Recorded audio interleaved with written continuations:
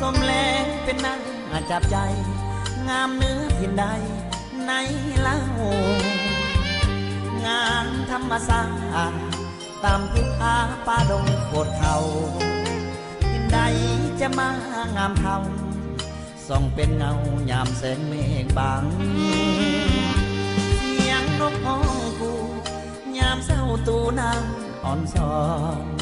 ยินแลงเป็นนางสะอ่อนเสียงนกมันวอนห้องสั่งยามสายลงแหวเสียงใบแปรที่ห้องกองดังหน้าผาเลียพิมน้องตังหมูนกยางจ่อบินกินป่าเมืองสุเหไผก็ยังต้องการยินแล้วอยากไปพบหาอยากจะเห็นไว้เป็นควันตาเป็นพลอยสลักปากดวงใจยามลืมลาน้องตั้งคำเขาลือสา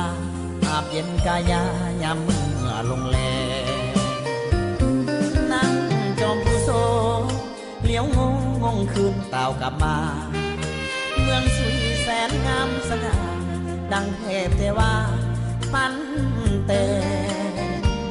หนุ่มสาวเดินเล่น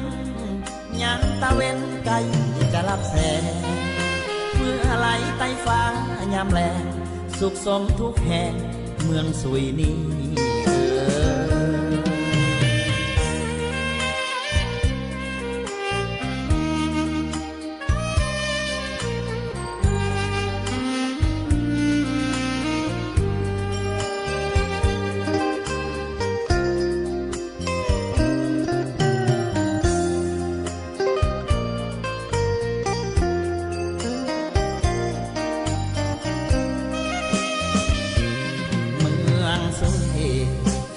ไผก็ยังต้องการยินแล้วอยากไปพบหาอยากจะเห็นไว้